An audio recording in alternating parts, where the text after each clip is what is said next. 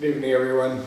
There's a lot of new people here tonight, so I'm going to try to tailor the talk a little bit to some of you new folks, but essentially give the talk that I was planning on giving. But I thought I'm going to start with a little context. You've come to a Zen Center. Empty Gate Zen Center has been here in Berkeley, not in this location. We started out in one other location, but it's been here since about 1978. And our teacher came here from Korea probably in 1972.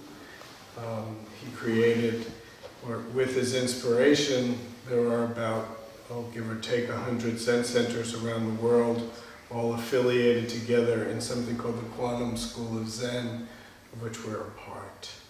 And back a little more than 2,500 years ago, when the Buddha was alive, he created a practice, as we call it now, that has to do with suffering and the alleviation of suffering. That's the essential point of Buddhism. It's actually quite practical. It's quite down to earth. It recognizes the universality of suffering as part of the human condition. The way it's now talked about, the Buddha set out what he called the Four Noble Truths as the basis of Buddhism. The first one is life is often said it's life is suffering. Sometimes lately I hear myself saying it as life is imbued with suffering. That and part and parcel of being alive in this human world is suffering. We lose things that we have. The Buddha, I won't get into the whole Buddhist story, but it's a very unlikely scenario that he went about 28 years without knowing that human beings suffered. He was a pampered child. He was a pampered man. His father was trying to protect him from the reality of human suffering, because when he was born there was a prophecy that he'd either be a great leader, like a king, which is what his father wanted him to be, or he would become a great religious figure. And his father didn't want that. So in order to prevent that from happening, as the story goes, he hid him out in the palace and he only showed him good things, not bad things. And it wasn't until he was in his very late 20s that he got inquisitive. He had somebody take him outside of the palace and was struck by the human condition that he had been shielded from. And what he recognized was that there was so much suffering and he didn't know what to do. So he left the palace, went out on his own on a spiritual quest to try to find himself and find the nature of being human. And the fruits of that search were what are called the Four Noble Truths and the Eightfold Path. The Four Noble Truths are: life is imbued with suffering. Unsatisfactoriness is a marker of the human condition. That's the first one. The second one is that suffering is caused by desire. The third one is that there is a way out of suffering. And the fourth one is the way out of the suffering is the Eightfold Path, which is really an all-encompassing way of living one's life to root out the origins of suffering and to live a more peaceful, happy, and connected life. If I could tell you each one of the Eightfold Path, I would, but it goes everywhere from right speech, to right intention, to right action, to right livelihood, to right meditation, to right concentration, and there's a few that I've left out. So, but the important thing to think about in the Eightfold Path is that the Buddha said, if you want relief from suffering, you have to work at every aspect of your life. It's not good enough to just meditate, to just pray, to just chant, to have a good belief. You have to work with every facet of your life. And that's a very important point, one which we're going to talk more about as I go forward.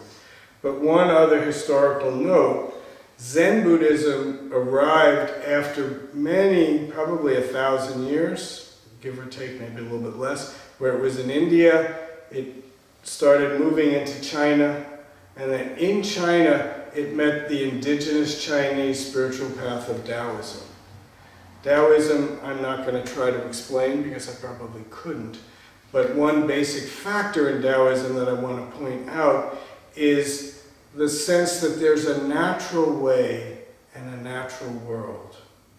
And I think as Buddhism and Taoism came together, there was a sense that as we remove suffering, what appears is a natural unfetteredness of life that's organic and follows the flow of the whole.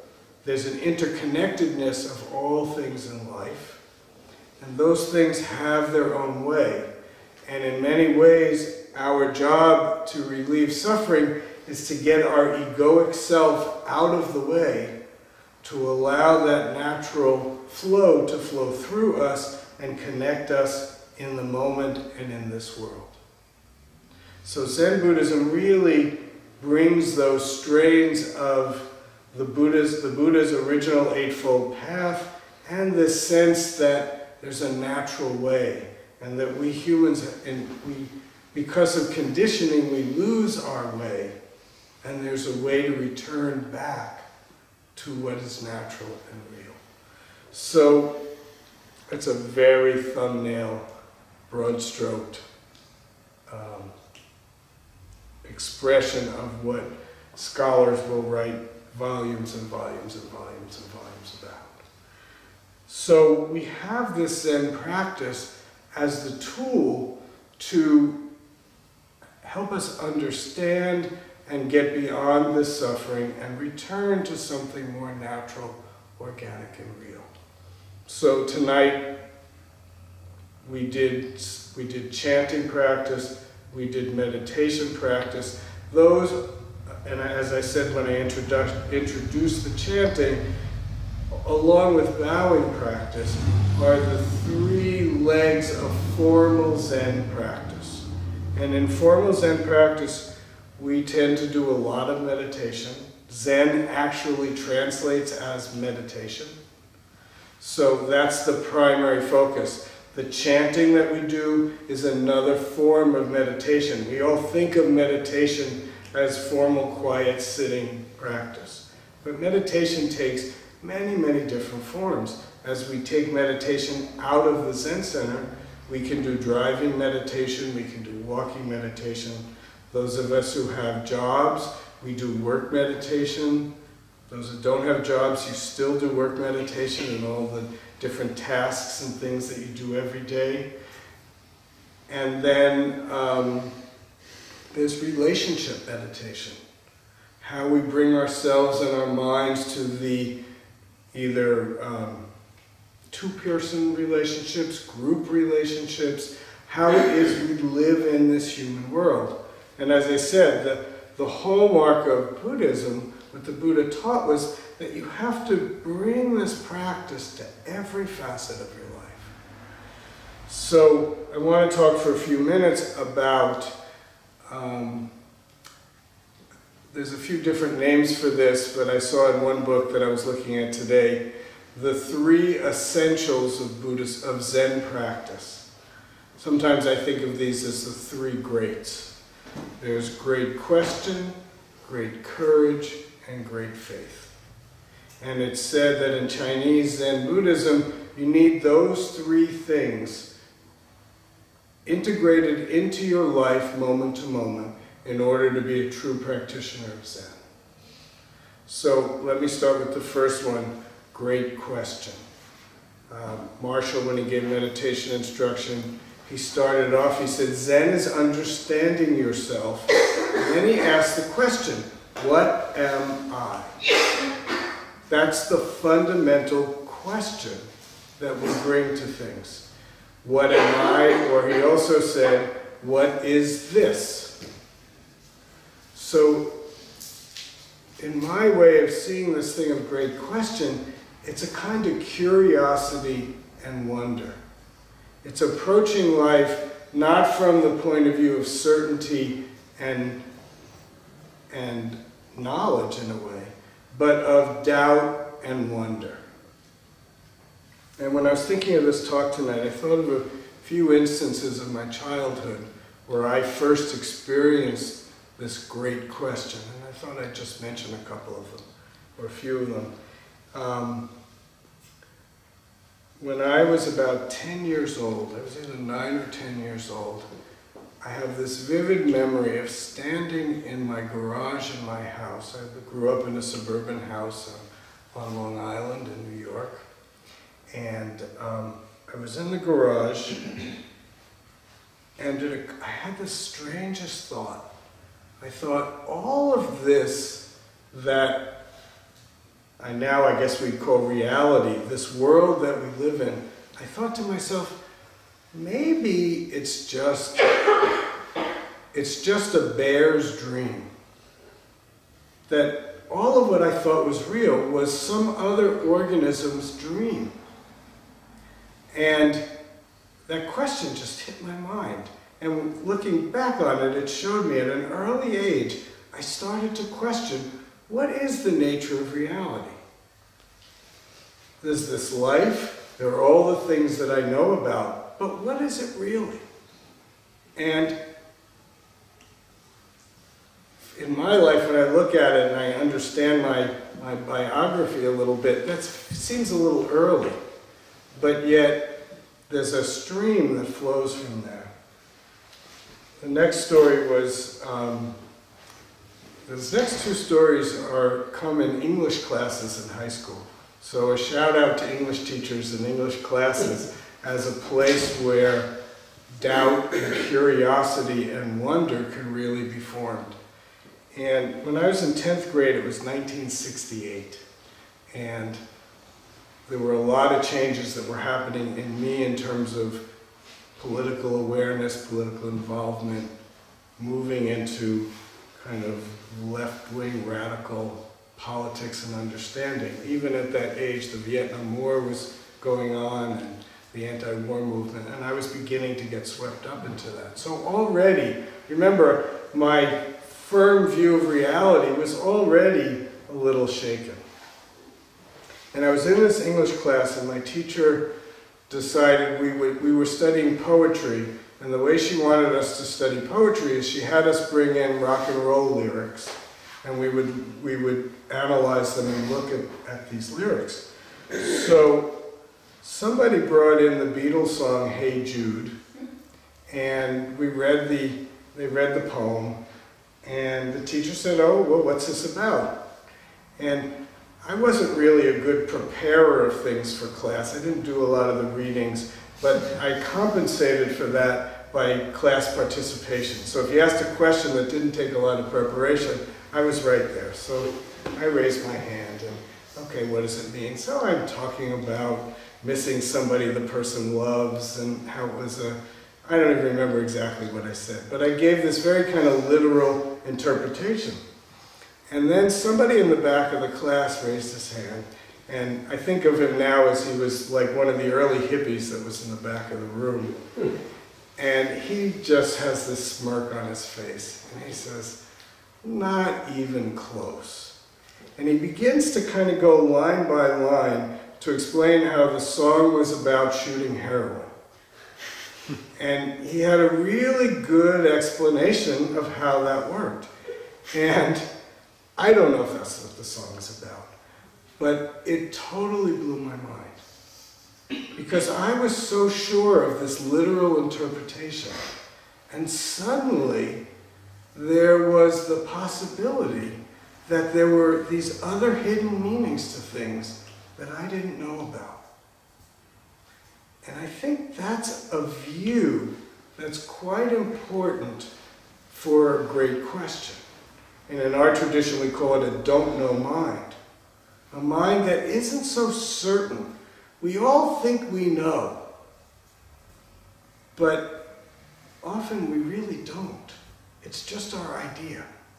So these moments of, in a sense, being wrong, and then knowing that I'm wrong, or that any one of us is wrong, and actually celebrating that moment. It was just last week I was away, and I was in Brooklyn, and I have a cousin who lives there, and she was taking me around to these different places. We were just touring Brooklyn, and we were in the Red Hook area of Brooklyn, which is kind of a gentrifying, slowly gentrifying area. And there's this huge IKEA right on the water there. And my cousin said to me, she said, I was so sure it was a terrible idea. I was so against this IKEA.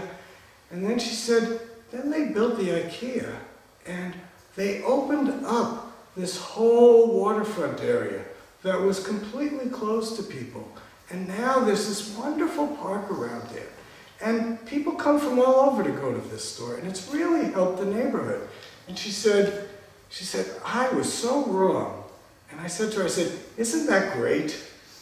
And she said, oh yeah, that's one of the greatest experiences, to be wrong and to know you're wrong and to admit you're wrong.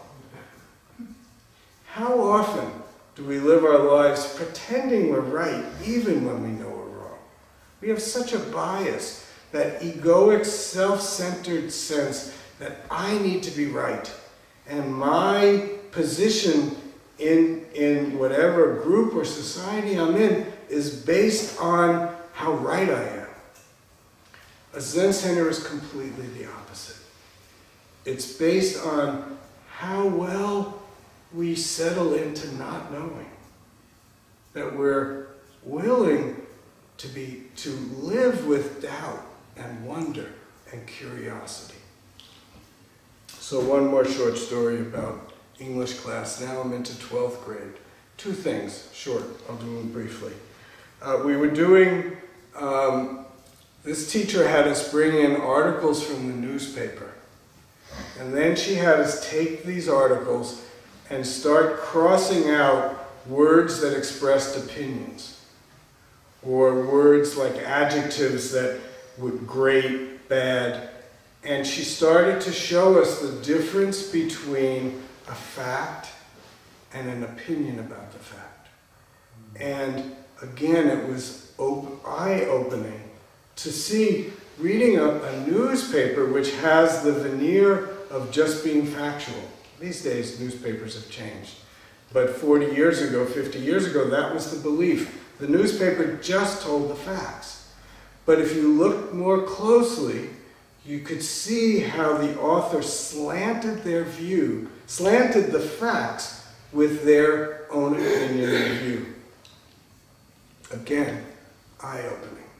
Today in the newspaper, there was an article about a study done on food and healthy foods. And it was done, I think it was the late 70s, it might have been the early 80s. And it turned out that it wasn't until recently that some of the data was reanalyzed. And it turned out that the study was completely backwards. The results that they reported were completely backwards. It had to do with cholesterol and fats and which kind of fats are good. And it turned out that this study, which became the basis of what the government was saying is the ideal diet for people, it turned out it was completely wrong. And actually, the facts, the results of the study showed that it was wrong. But, so one of the later researchers who reanalyzed it was asked, well, why did they come out with announcing results that were actually wrong? And the researcher said two things. One was kind of benign, that there are new ways of statistical analysis that we now have, and computers are part of that, which have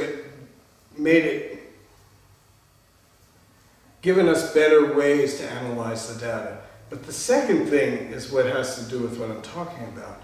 That was, the researchers believed so strongly in the results that they presented that it blinded them from actually seeing what they didn't want to see.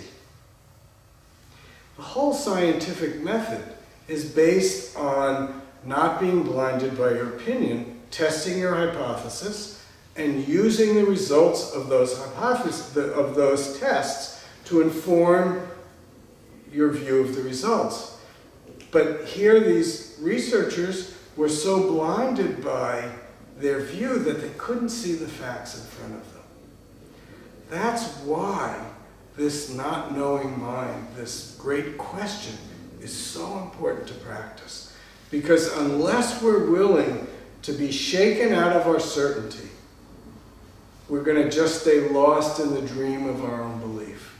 And the dream of our own belief, in many ways, is the origin of our suffering. So we have to be shaken out of our sense of reality to be able to see things as they are. And in some ways you can say that's why we spend so much time in this room, in this seated position, breathing in, slowly breathing out, and asking this question: what is this? What am I? All sorts of thoughts and feelings pass through. From this seated position of not knowing, we can observe them and slow things down enough to actually get a better sense of what's going on.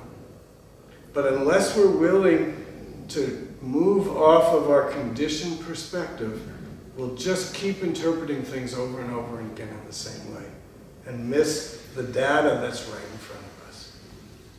So, especially in Korean Buddhism, that where we come from, this great question, this great doubt, this wonder, this curiosity is the heart of practice.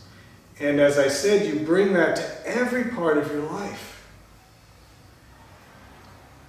Imagine being in relationships where instead of pushing my certainty and my view on people, I take a position of doubt and wonder and curiosity. So when somebody's speaking to me, I'm curious about their experience, what they're saying, rather than staying stuck in my idea of certainty. This is a radical practice that will inform every single aspect of your life. And if you're a real Zen practitioner, we need to use it in every corner, in every nook and cranny of our life. And there are always, if we're paying attention, there are always reminders that say, hey, that's your assumption. Wake up. That's why being wrong is so powerful, because it gives us a moment of waking up. If I don't understand, then what is it? The second is great courage. If you're going to live a life of doubt and wonder and curiosity, you need courage. You need what we would call a strong center, because we compensate for our fears and anxieties and worries by certainty. Certainty protects us from the uncertainty that is the reality of our lives. And if you're going to live a life that leads with the question, you need great courage. And great effort is another way of saying it, of meeting the moment, being vulnerable, open, and curious. There's a way you almost have to wrench open the protection around your heart to be able to meet the moment in this way. And to me, there's a very good reason why it's the middle of these three things. It's like the hinge that everything relies on.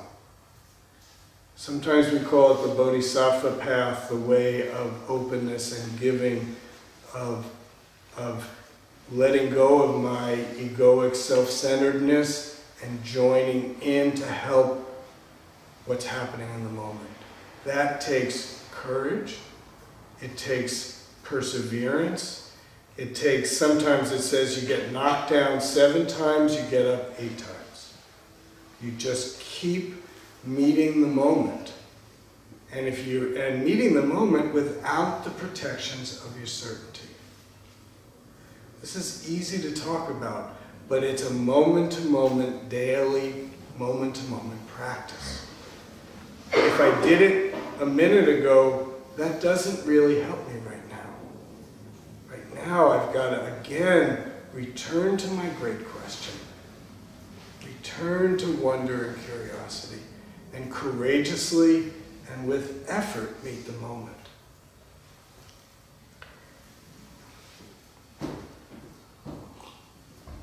The third of these three is great faith.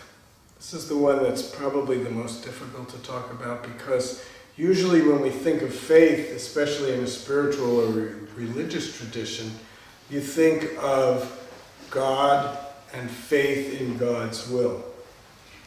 Buddhism doesn't deal very much with God. Buddha kind of sidestepped the issue. It didn't matter whether God existed or didn't exist, because again, what the Buddha was interested in was suffering and the alleviation of suffering. So in Zen, the faith, it seems to me, is faith in great question, faith in great courage, and the faith in terms of the persistent perseverance of going forward, not getting lost in the changes that are happening around us, but keep moving forward. Use the moment, the wisdom and compassion that grows out of meeting the moment, and believing in that. Not my egoic self, but maybe from the Chinese Taoist sense, the universality of life, the natural movement of energy. And if I can get out of the way, there is something greater, something with more wisdom, more compassion than my small-mindedness can muster.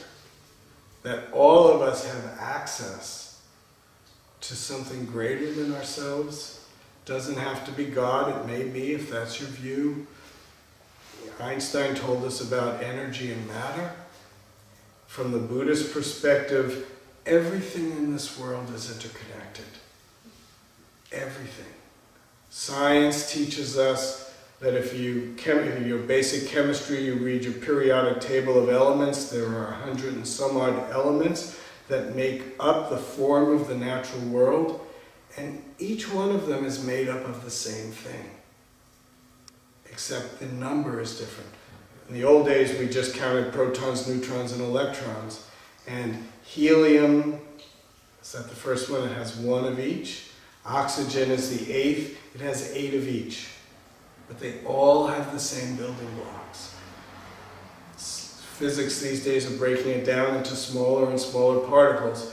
But every element, everything in our physical world is made up of the same substance. That's a basic scientific, I don't know if you could say fact or theory, but either way, it's basic science. And to just remember that can blow your mind. Things seem so different, but underneath it's all the same. That alone for me brings up doubt and wonder and curiosity. So if we use these 3 things at our workplace, in our homes, in our cars, when we're meeting strangers, when we're all by ourselves in the woods, these 3 things keep us focused and connected on Buddhist practice. And we can use them to gain deeper wisdom, deeper compassion, and a more of an ability to connect with the moment, whatever that moment is, and be a force of helpfulness, kindness, and peace, rather than disharmony and dysfunction. Peace doesn't happen from outside of ourselves. Peace happens in our world based on the actions we bring to this moment. And it's only in the present moment that we have the possibility to change. So coming back to the moment, being aware of what's happening around us, being curious and in an open-hearted, non-defended way, meeting the moment, is the way of Zen practice. It is the way to alleviate suffering and find a way, not only my suffering, but all of our suffering. Together, there is a way to deal with it. But it takes that kind of curiosity, that movement away from certainty, the strength of our center to persevere, and the faith that if we live that life, if we follow that path, things will open